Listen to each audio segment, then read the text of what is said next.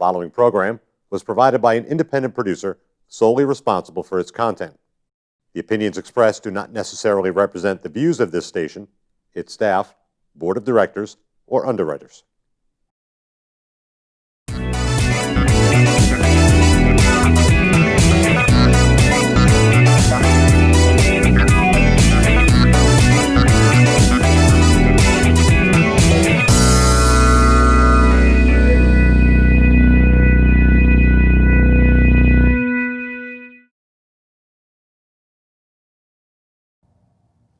Good afternoon, everybody, and welcome to Chit-Chatting with Jocelyn.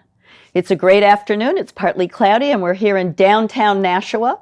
If you are lucky enough to be able to drive down Main Street, you can see the lovely Jersey barriers on the right, the lovely Jersey barriers on the left. And on some of the roads, if you actually want to park, some of the parking meters are bagged and tagged. I haven't figured that out why, but I did put a Facebook out on that. So here's hoping for a little bit of snow so the Jersey barriers come down. We can open up some of the restaurants, 100% per the governor. But wait a minute, when you back up your seats, you got to have 6 feet. So I'm thinking, maybe we've got two-thirds capacity.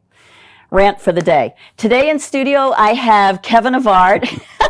I'm making him laugh. He's like, uh-oh, what am I doing? So I want to welcome you to Chit-Chatting with Jocelyn. And I figured today we'd just kind of hit the road, start running, talk about politics, talk about masks, talk about parking, talk about who's running and not necessarily bashing, but, what's the story behind the story? What are we, the plain people, missing in some of these stories because we're so busy?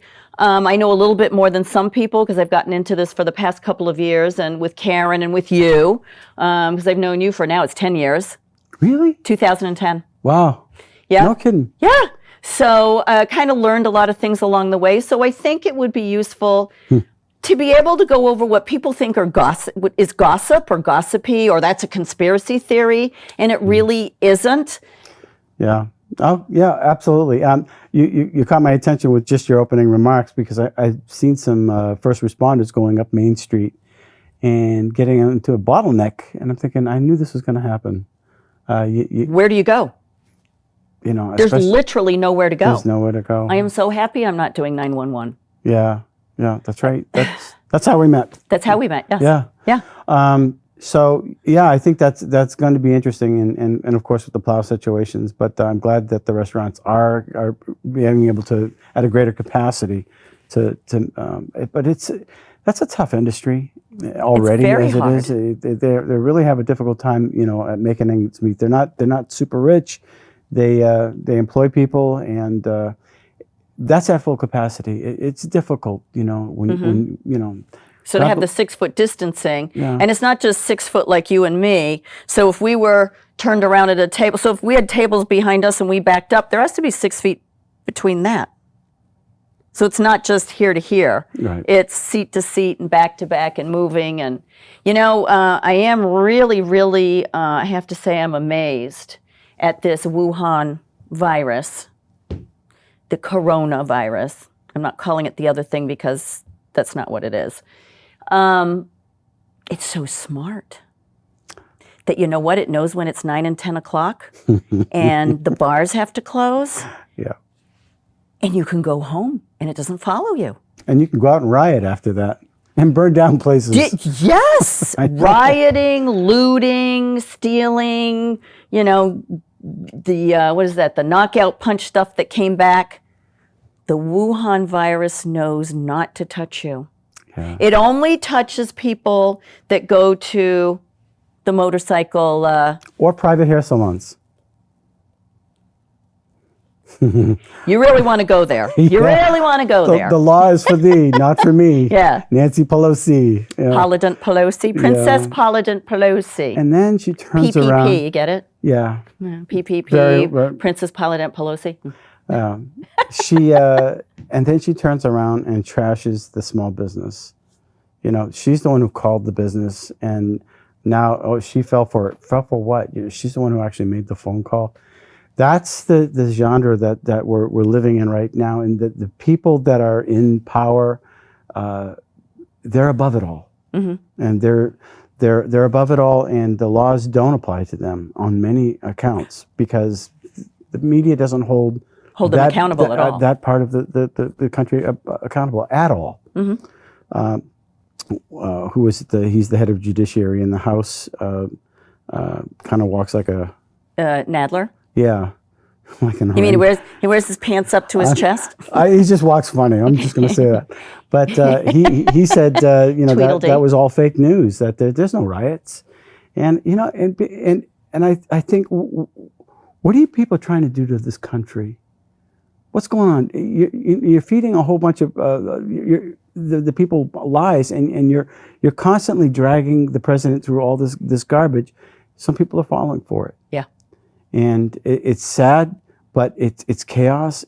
And then they turn around after the chaos and they push it on the president. He's only been in office 3.5 years. Some of these people have been in for 40 years. 40, 50 years. Joe Biden, 50 years. What has he accomplished? Nothing. Nothing.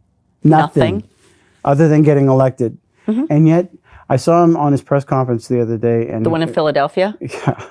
And he sounds so convincing and passionate about saying absolutely nothing. I was at Carl Seidel's house, and I said, "What did he say?" He says, "I don't know. He's just rambling.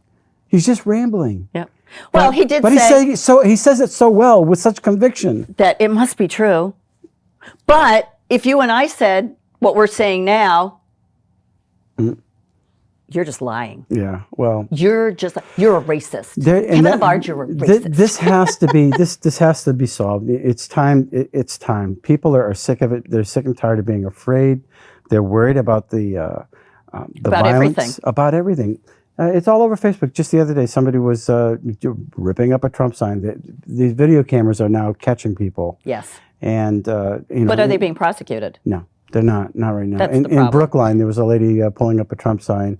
And Chris, his name's Chris, basically, he had a video camera on it. He's caught. It's $1,000 fine. But that type of hatred has got to stop. These people don't want any kind of It's my way or no way. My way or no way. Yeah. That's not how the world works. And, for Cuomo to threaten the president of the United States, this was just on the news today. If the president thinks that he can walk down New York with his bodyguards, he's got another thing coming. He needs an army. Wait, is that a threat to the president of the United States? Who was the woman that said, they keep playing it, that it would something to the effect of be my greatest pleasure to blow up the White House? Oh, that was Madonna. Yeah. It's okay for them. We've got Maxine Waters saying, get him in the gas station. Gasoline station, like she's ever been to one. Or the restaurants. Or the restaurants. Get them wherever. Take them down. These people are inciting violence, and that's... Kamala's done the same thing. This violence will not stop. It's coming from the left. It's coming from the left, and it really needs to stop because there's no end to this. There really where do you is go from here? What's the next step? And when people start defending themselves or start fighting back, because there's always going to be somebody that's going to say, you know what, I've had it. I'm done. And they're going to snap. And then they're going to go, oh my gosh, I'm a victim. Well, you're not a victim. You're inciting these violence. You're tearing down the country. You're tearing down the Constitution. We have the 14th Amendment. The 14th Amendment is, in summary, equal protection under the law. How do you water that down? Well, you say, well, this person's more special than this person, or this person's more special than this person, rather than applying the law equally to everybody. That's a really good point. Let's talk about that a little bit. So when you make these protected classes, this is what you're talking about. So you have, you've got disabled people. You have Black people, you have Latino people, you have LGBTQ people, you have, I'm trying to think of another group. Asian. Latinos, you have all So we have all these groups that are now, under the law, protected classes. But white people, I didn't choose my color. I didn't, grow up in my mother's stomach going, hey, make sure I'm born white. I had no choice. She had no choice. You had no choice. So I really resent that I am a slave owner, that I am a bad person, that I am automatically a racist. I had no say in this. No. You know, and Well, so what has our government done? And I have to say the government, because there are people on the right that haven't lifted a finger, said a word, and it's as bad. It's crickets. So we have all these protected groups and classes of people. And the law, you know, they're all protected under the 14th Amendment, but we aren't. we are. And that's the thing that we need. And they're applying the law to however they feel about it, instead of, like you said, there should be no protected classes. Everybody should be, we are one human race, and everybody should be equal, so therefore the law is applied equally. And we were heading that way, and we were making a lot of progress, but the opening up scabs and accusing people and not showing the full story on a particular, you know, you got people that are. I was listening to a program today. The guy who got shot in the back. It's tragic that he got shot in the back, but he just got done raping a woman. And yet people are wearing his jersey. Dude, you know, I mean, I don't justify the killing, but he just got done raping a woman, stealing her car, and while a child was next to him. And yet people are walking around like this guy's with the jersey on their back. Yeah. So how does that woman feel why seeing they, his where's name the on media everybody's with back? with the full story? You know, Yeah. It doesn't justify killing the guy. I get it. But, you But know, the other thing is, what have they taken away from our police officers? They took away the batons.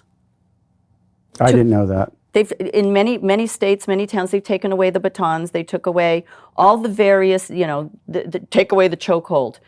Okay, what are you going to replace it with? You've taken away these different ways for them to deal with the public. They're dismantling the entire. Right. So all you have left is a taser, which is not correct for all situations, or a gun. So you have painted the police into a corner that this is the only choice they have, and you took everything else away because, oh my God, this is abusive, this is that.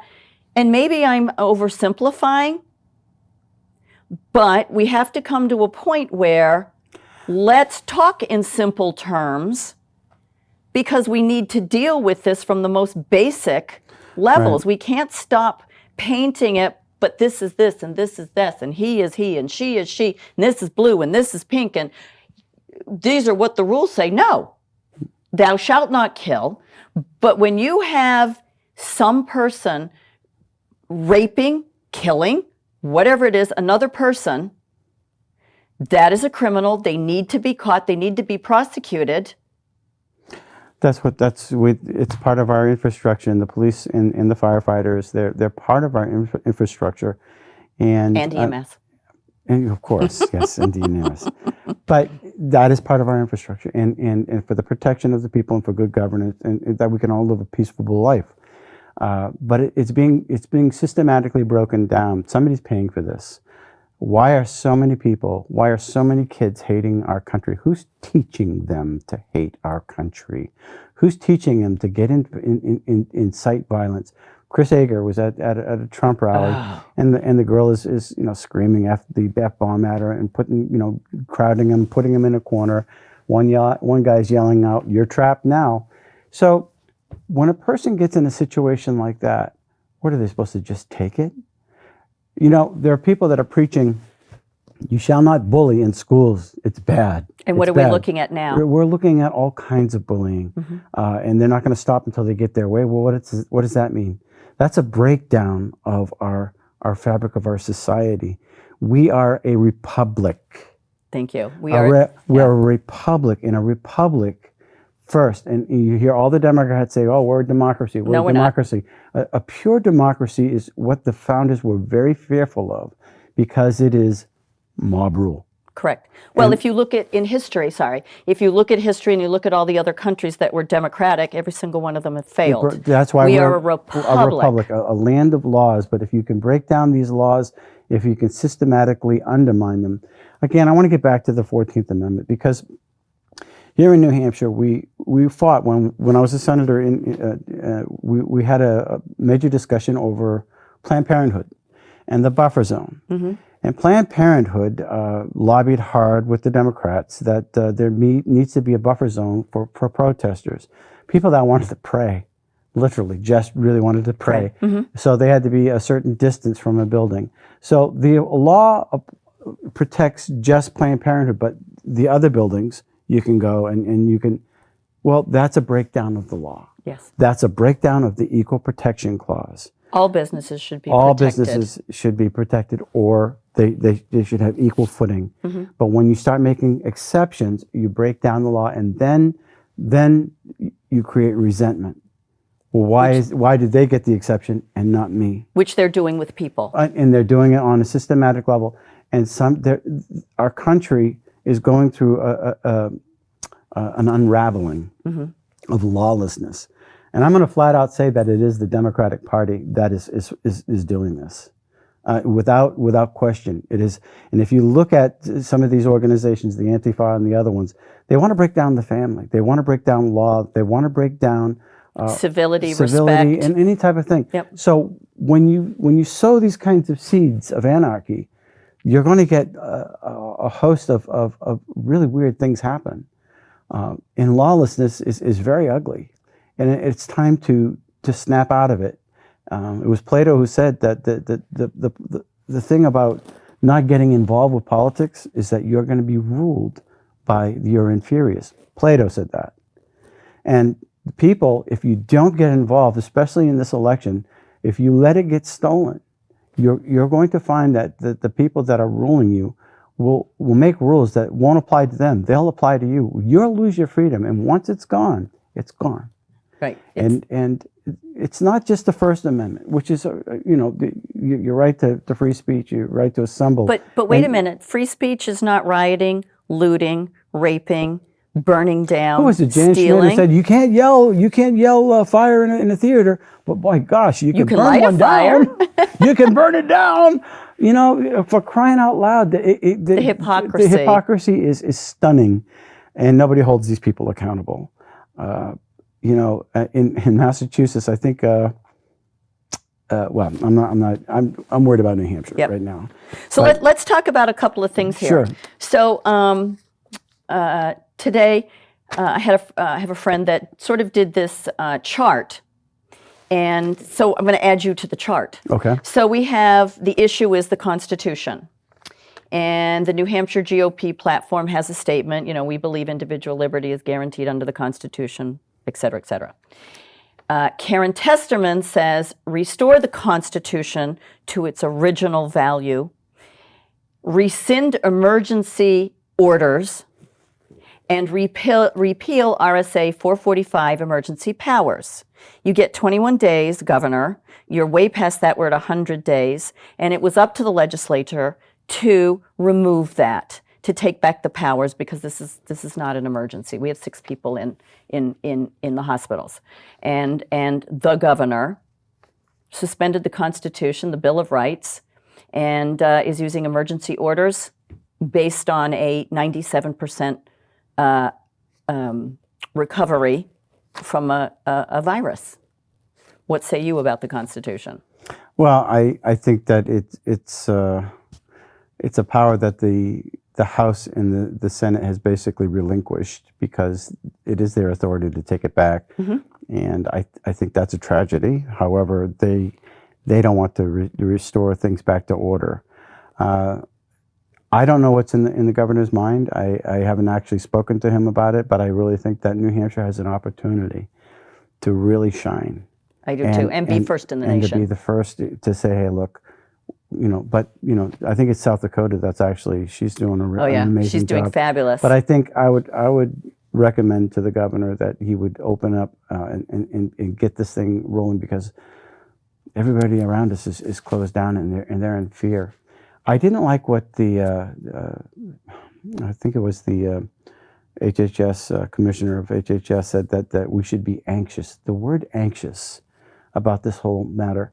We don't need to be anxious about anything. We need to be sober. We need to be fair-minded. We need to be thinking logically about all of this, but not anxious. Yeah. Fear is torment. Fear breaks down people. People are walking with masks on everywhere, and I don't know. I can't see how we got up to 6 billion people without masks. How did we get on to 6 billion people without masks? The European countries aren't doing this. They're not. They're laughing at us. I They're have family in laughing Europe, at and they're us. literally laughing at So us. I would say and that the governor, I would hope that he would get Restore the restored. Constitution and give up the emergency powers. I think he's definitely he's weighing all odds. So we'll see how this goes. I mean, I haven't spoken to him about it. All right, let's talk about public meetings. So the New Hampshire GOP says expand openness and transparency to employment expenditures and all recipients of taxpayer funds. I don't see how that's pertinent, but that's okay. Karen Testerman says restore public meetings and taxpayer voice, including parental voices regarding schools and education. Yeah, I think one of the things What do that you say? we're also seeing a lot of little stories about some teachers are worried that the parents are actually seeing what's going on in the classroom. They are. And they're realizing that their children are being data mined. We did put in a bill back, and that was my bill, that said that you can't do that without the parents' permission. And Explain data mine. data mining basically was the survey that was going around where they were asking children about their sex life, about their drug use, if they're afraid at home, a lot of basic medical questions. And they were That's a asking HIPAA violation. Exactly, but they were passing out these through the schools. That information would be transferred to UNH, where they got a federal grant, even though it's against the federal law to do these surveys without written permission of the parents. They fought against it because they said, well, then we won't have a good survey. It'll be skewed. Why? Well, because parents will refuse to do so. So they did a backdoor a way of going about it, saying, well, look, you can opt out, meaning we're going to assume you You want to opt in, and we're going to assume your rights, and we're going to assume your consent without you even knowing it, by the way. Unless you brought home a piece of paper that said, well, mom and dad, they're going to do the survey. Look, those notifications never come home. No, they don't. However, they assume your consent. So they were data mining. They were finding out, what's in your kid's head. And of course, then they would turn around and say something to the effect, well, we have an opioid crisis, and that's how come we need to do this, so that we can, well, how is that going to help my individual child? How are you going to pinpoint it? Well, they can aggregate, but then they go around saying, well, we're not going to be able to identify your child. It's convoluted, and it's a violation of your... It's sneaky. It's sneaky. And of course, UNH But isn't that what opened the door for social emotional? Yes. Well, things like that. Yeah. I don't know if they opened up the door. However, it's data mining your children, and why? Who gave you that permission? Right. So I think the Democrats got it reinstated, and if I get back in, we're going to shut it down again, because the parents are the doorkeepers. Our children's information is not for sale. And they're under attack on many, legislation out in California. I'm not even going to go there. That's just It's bizarre. That's bizarre and evil. It's bizarre, I'm sorry. and that is the wave that is coming this way. So it's time to protect the children. It's time to give parents choice in education. Well, it's time to have the parents be the authorities, like they always were, the mother and father working together for the best of their children, for the best of their family, making decisions together, instead of having the public education pitting the children against the parents, and the public education educators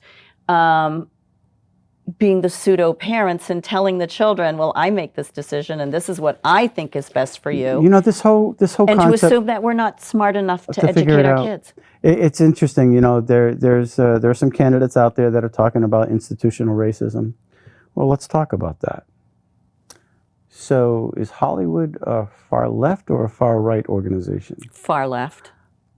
If you're a conservative in college, and you open your mouth, you think you're going to get good grades? No. Exactly.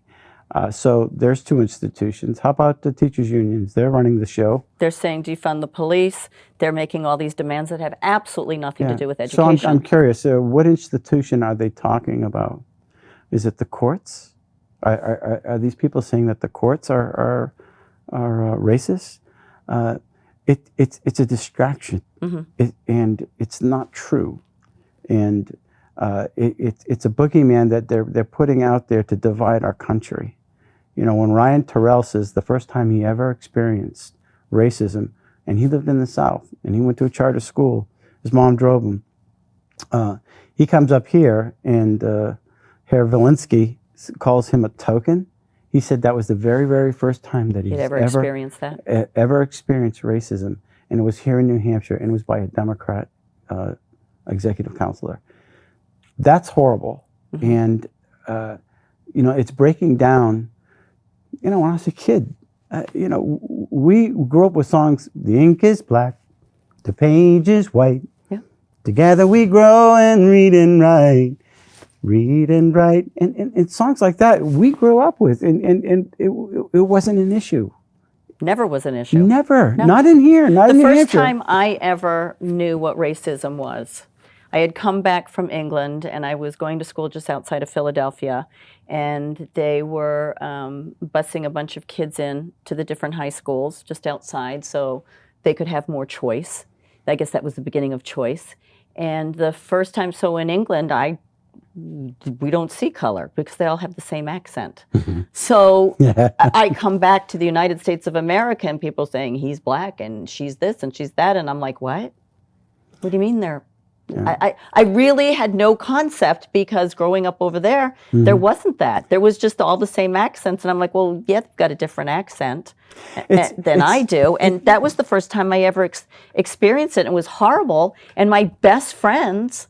My one best friend, her dad was black and her mom was white, and they called her an Oreo cookie, and I was like, "What?"